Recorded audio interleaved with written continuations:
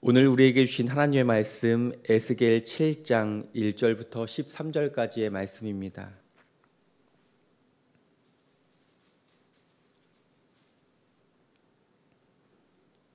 에스겔 7장 1절부터 13절까지의 말씀 제가 봉독해 드리겠습니다.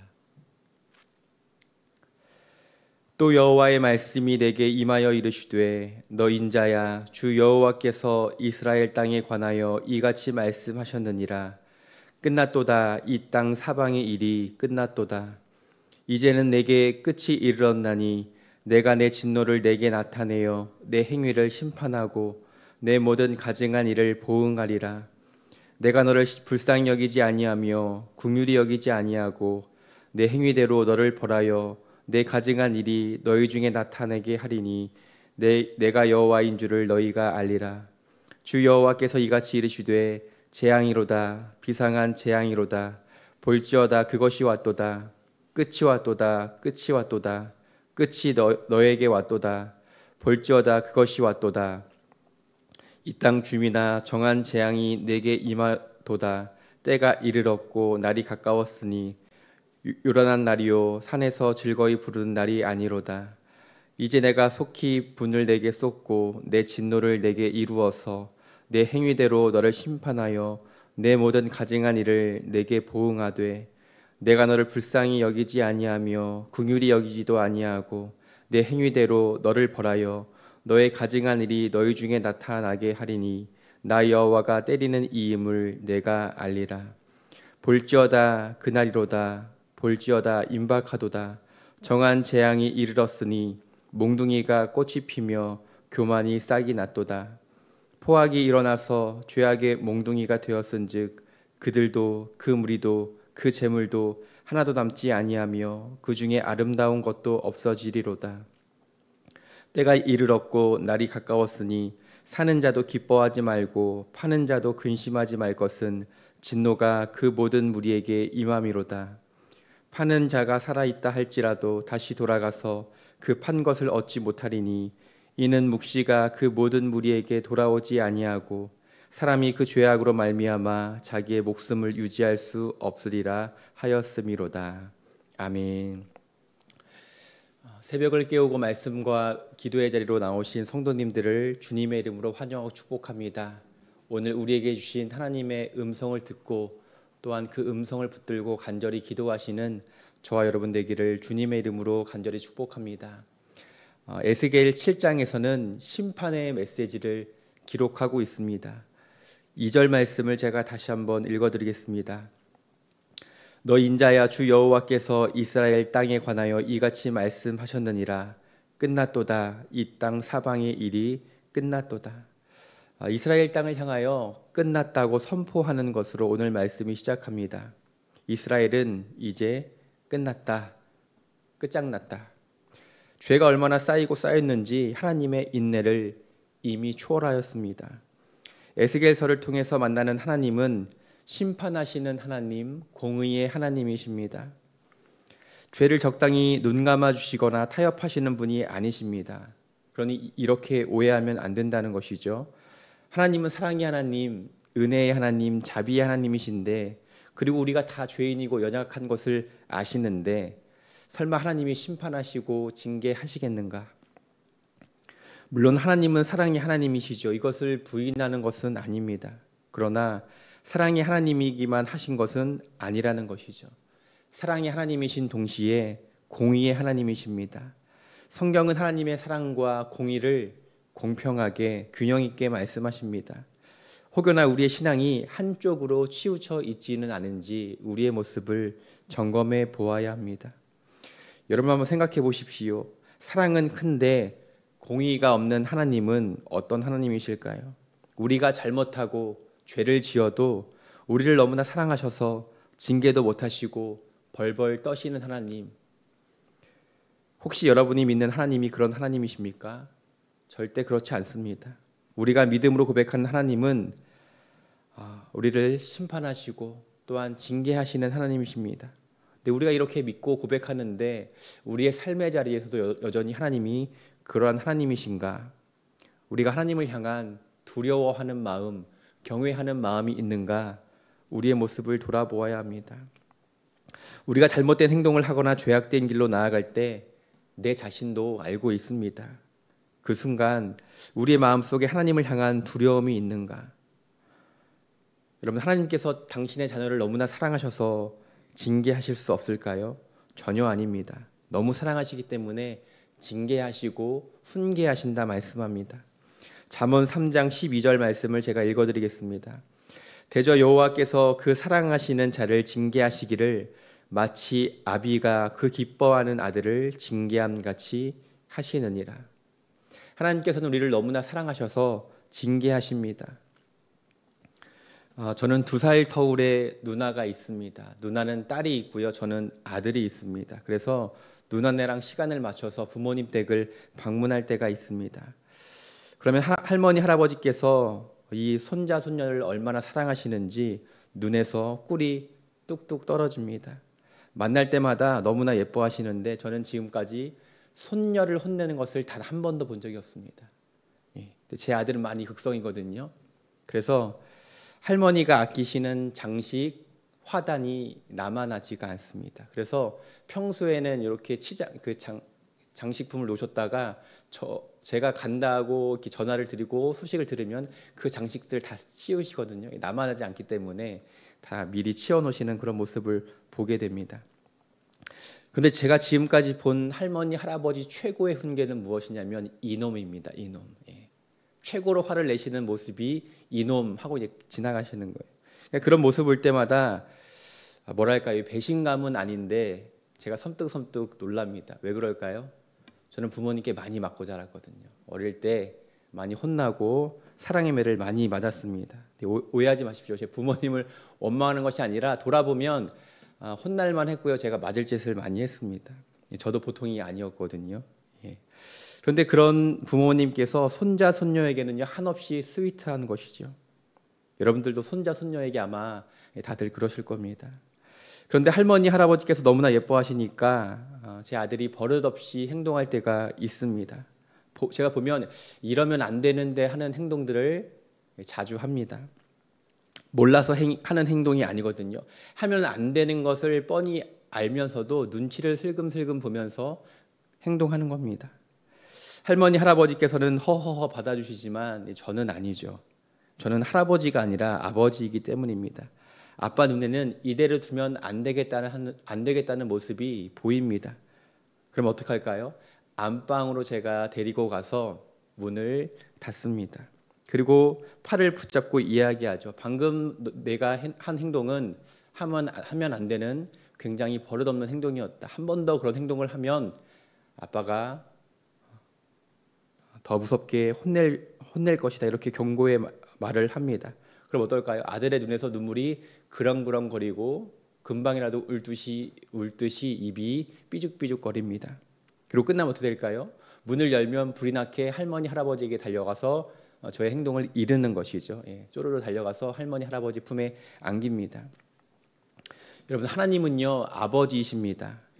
사랑하기 때문에 징계를 해서라도 깨닫게 하고 우리의 행동을 돌이키십니다. 이것이 아버지의 역할이죠. 수염을 막 잡아당기고 손으로 얼굴을 때려도 허허허 웃으시는 그런 분이 아니라는 거예요. 물론 깨달을 수 있도록 우리에게 시간과 기회를 주시지만 우리의 잘못된 생각들, 잘못된 언어, 잘못된 행동을 결코 그냥 넘어가지 않으십니다.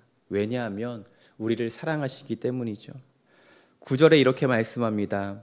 내가 너를 불쌍히 여기지 아니하며 긍휼히 여기지도 아니하고 내 행위대로 너를 벌하여 너의 가증한 일이 너희 중에 나타나게 하리니 나 여호와가 때리는 이임을 내가 알리라. 9절 하반절에 뭐라고 말씀하나요? 나 여호와가 때리는 이임을 내가 알리라. 하나님은 당신을 소개하면서 나는 때리는 아빠야, 때리는 아버지야, 자기 자신을 그렇게 소개하고 계십니다. 잘못해도 그냥 두는 아빠가 아니라 징계하는 아빠로 소개하십니다. 우리가 좋아하는 하나님의 여러 가지 속성 중에 여러 가지 닉네임이 있죠. 첫 번째로 여호와 샬롬입니다. 저도 교회학교 때 전도사님께서 이제 설교를 하러 이제 말씀을 전하러 올라오시면 이렇게 인사해 주셨거든요. 이렇게 손가락을 흔들면서 샬롬 이렇게 인사해 주셨거든요. 샬롬의 뜻이 무엇인가요? 하나님께서 여러분들에게 평안을 주시기 원합니다. 평안하게 지켜주시기를 원합니다. 한 주간 평안하십시오 이렇게 인사를 합니다. 그래서 저의 아들도 태명이 샬롬이었습니다. 하나님께서 우리의 삶을 하나님께서 평안히 평강으로 인도해 줄 겁니다. 이런 하나님의 속성이죠. 두 번째로는 여호와 이레가 있습니다. 아이들 이름 중에 이레라고 하는 이름도 있고요. 제가 아는 권사님의 사업체 이름도 이레입니다. 이레. 하나님께서 준비하신다, 계획하신다, 예비하신다는 믿음의 고백입니다. 또한 여호와 라파가 있죠. 우리 환우분들에게 가장 필요한 이름입니다. 치료하시고 회복시키시는 하나님, 치료의 광선을 비춰주십시오. 이렇게 믿음으로 간절히 기도합니다. 또한 여호와 니시라고 하는 이름이 있죠. 우리에게 승리를 주시는 하나님, 여호와는 나의 깃발이십니다. 이러한 뜻입니다. 관계의 어려움 가운데서도 또한 나를 모함하는 사람들 속에서도 내 사업장에서도 나를 승리케 하시는 하나님, 지금까지 말씀드린 하나님의 이름이 다 맞는 이야기입니다. 근데 저는 여러분들에게 하나님의 이름을 한 가지 더 추가해서 말씀드리고 싶은데요. 그 이름은 여호와 나카입니다. 여호와 나카. 때리시는 하나님, 징계하시는 하나님이십니다. 하나님은 우리에게 평안함을 주시고 지켜주시고 또한 우리의 인생을 예비하시며 치료하시며 우리를 승리케 하시는 하나님, 다 맞는 말입니다. 근데 오늘 말씀에서 또 다른 하나님의 모습을 우리에게 소개해주고 있죠. 그 모습은 당신의 자녀를 때리시고 징계하시는 하나님이십니다. 우리는 하나님의 심판을 생각할 때, 징계를 생각할 때 최후의 심판을 생각합니다. 이런 것이죠. 내가 훗날 하나님 앞에 서면 비디오가 돌아가는 것처럼 쭉 내 삶을 돌아보면서 이거는 잘못했고 이거는 잘했다 이렇게 평가받겠지. 맞는 이야기입니다. 그런데요, 반은 맞고 반은 틀린 이야기죠. 하나님은 먼 훗날이 아니라 지금 이 순간 우리의 삶에서 역사하시는 분입니다. 여러분, 여호와 라파, 우리가 기도하는 이유가 무엇인가요? 내가 힘들고 어려운 이 순간 가운데 하나님이 나를 찾아오시고 위로하시고 회복하시는, 지금 역사하시는 하나님을 기대하며 우리가 기도합니다. 여호와 샬롬도 마찬가지이죠. 오늘 우리에게 평강을 주시는 것이고요. 여호와 니시, 승리도 오늘 이 순간 우리에게 허락하여 주시는 것입니다. 그러면 하나님의 징계는 다를까요? 징계도 마찬가지입니다. 여호와 나카, 하나님의 징계와 심판도 지금 이 순간 우리가 살아가는 이 삶의 자리에서 우리에게 허락하시는 것인 줄로 믿습니다. 그래서 우리가 늘 하나님의 말씀 앞에 겸손해야 하고요, 두렵고 떨리는 마음으로 서야 할 줄로 믿습니다. 10절과 11절 말씀 제가 다시 한번 읽어드리겠습니다. 볼지어다 그날이로다, 볼지어다 임박하도다, 정한 재앙이 이르렀으니 몽둥이가 꽃이 피며 교만이 싹이 났도다. 포악이 일어나서 죄악의 몽둥이가 되었은즉 그들도 그 무리도 그 재물도 하나도 남지 아니하며 그 중에 아름다운 것도 없어지리로다. 오늘 본문을 보면 계속해서 말씀합니다. 하나님은 사랑하는 당신의 자녀를 위하여서 몽둥이를 드신다는 것이죠. 당신의 자녀를 사랑하셔서 바른 길로 인도하기 위해 몽둥이를 두시는 분입니다. 여러분, 하나님과 친밀해지기를 원하시나요?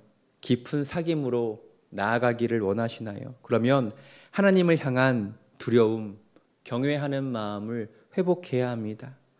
성경에 하나님을 경외하라는 표현이 자주 나오는데요. 이 경외라는 영어 단어가 fear입니다. fear. 두려워한다는 것이죠. 하나님을 경외한다는 것이 무엇입니까? 하나님을 두려워하는 것입니다. 성경 인물들 중에서 하나님을 가깝게 경험했던 순간들이 있습니다. 그때마다 그들의 반응을 보면 평강이 아니야, 내가 하나님을 보았다, 기쁘다, 이것이 아니라 하나님을 향한 두려워하는 마음이 존재했습니다. 에스겔 선지자도 하나님이 불러주시고 하나님을 대면했을 때 어땠나요? 두려운 감정이 들었습니다. 환상을 보면서 납작 엎드렸습니다. 하나님이 내게 환상을 보여주셨는데 그 환상을 보는 것만으로도 너무나 두려워서 납작 엎드렸습니다. 이사야 선지자는 하나님의 부르심에 뭐라고 답했냐면 화로다 나여 망하게 되었도다. 나는 망했다. 무슨 뜻인가요? 하나님을 직접 대면하여 보다니 나는 망했다. 하나님은 거룩하신 분이고 나는 부정한 자인데 내가 하나님을 보았으니 나는 망했다. 또 신약에서는요, 마태복음 17장에 변화산 사건이 기록되어 있습니다. 예수님께서 베드로, 야고보, 요한과 함께 기도하러 산에 올라가셨는데요, 기도하는 중에 예수님이 변형된 모습을 보게 됩니다. 모세와 엘리야와 함께 있는 모습을 보게 되죠. 그때 하늘에서 이러한 음성이 들립니다. 예수님께서 세례를 받으실 때에 하늘에서 들려왔던 음성인데요, 이는 내 사랑하는 아들이요 내 기뻐하는 자다. 황홀경에 빠진 제자들은 이 거룩함에 머리를 조아릴 수밖에 없었습니다. 그리고 이렇게 기록합니다. 제자들이 듣고 엎드려서 심히 두려워하였다, 이렇게 기록을 합니다. 말씀을 정리합니다. 저와 여러분들에게 하나님을 향한 두려워하는 마음, 경외감이 회복되기를 소망합니다. 나에게 잘못된 죄악들이 있다면 말씀을 묵상하고 또한 기도하는 가운데 생각나게 하셔서 자복하게 되기를 축복합니다. 혹시 우리의 삶에 아직 하나님의 징계가 이루어지지 않고 있다면 하나님께서 기다리고 계시는 것이죠. 우리가 깨닫고 돌이킬 수 있는 시간과 기회를 우리에게 주시는 것입니다. 우리가 이 사실을 깨닫고 깊은 회개로 나아가 돌이킬 수 있기를 주님의 이름으로 축복합니다. 오늘 8절 말씀에 보면 이렇게 말씀하거든요. 내 행위대로 너를 심판한다. 하나님께서 우리를요, 내가 아버지고 너희는 자녀니까 그냥 내가 혼나는 대로 받고 있어라, 이것이 아니에요. 우리의 모습 가운데 분명히 하나님께서 징계하고 심판하실 만한 그러한 모습들이 우리에게 있다고 하는 것이죠. 하나님은요, 우리를 무조건 그냥 심판하시는 것이 아닙니다. 우리의 행위대로 심판하신다, 우리에게 그렇게 말씀하고 계십니다. 이스라엘 백성들이 하나님께 징계를 받은 이유, 그들의 행위는 무엇일까요? 하나님의 말씀대로 살지 않은 것입니다. 이 말씀대로 살라고, 이 말씀대로 사는 것이 우리에게 복이라고 약속해 주셨는데 하나님을 믿지 못하고 신뢰하지 못하고 우리의 생각대로, 우리의 소견에 옳은 대로 나아갔던 것, 이것이 하나님께 부정할 수 없는, 부인할 수 없는 죄가 되었다고 하는 사실입니다. 하나님은 당신의 자녀들에게 말씀을 주셨고요, 올바르게 살아갈 수 있는 길을 열어주셨습니다. 그러나 이스라엘 백성들은 교만하였고 자신의 생각대로 우상을 섬기며 살아갔습니다. 이것이 하나님 앞에 부인할 수 없는 죄가 되었습니다. 오늘 우리에게 주신 이 말씀을 깊이 묵상하셔서 반면교사로 삼으셔서 우리의 모습을 돌아보고 점검하실 수 있기를 축복합니다. 하나님의 심판, 징계의 몽둥이 앞에 우리의 죄악들을 돌이켜 겸손히 하나님을 경외하는 저와 여러분 되시길 주님의 이름으로 간절히 축복합니다. 오늘 말씀 기억하며 기도하도록 하겠습니다. 은혜로우신 하나님 아버지, 에스겔 선지자가 선포했던 그 심판의 메시지를 우리에게 적용해 봅니다. 그 당시 이스라엘 백성들은 하나님을 향한 두려움을 잃어버렸습니다. 우리는 하나님의 백성이다. 우리는 선택받은 민족이다. 우리도 이스라엘 백성들과 같이 이렇게 어리석은 생각을 하고 있지는 않은지 우리의 모습을 돌아보게 하여 주옵소서. 그리하여 말씀 앞에 우리의 모습을 돌아보고 점검하게 하여 주옵소서. 결국 하나님의 심판과 징계는 이루어질 것입니다. 하나님은 당신의 자녀를 사랑하셔서 회개하고 돌이킬 수 있는 기회를 주시고 또한 여호와 낙하 몽둥이로 때리시는 하나님을 기억하며 오늘 이 새벽 우리의 죄악들을 가지고 주님께 나아가게 하여 주옵소서. 나라와 민족을 위하여 기도합니다. 주님, 대한민국 이 땅을 국민에 여겨 주옵소서. 이상 기후로 인하여 연일 폭염이 지속되고 있습니다. 주의 날개로 지켜 보호하여 주셔서 지치지 않게 하시고 안정과 평안함으로 우리를 지켜 보호하여 주옵소서. 인간의 이기심과 죄악으로 인하여 세계 곳곳에서 전쟁이 그치지 않고 있습니다. 우리의 죄를 좌복하게 하시고 하나님의 평화가 임하게 하여 주옵소서.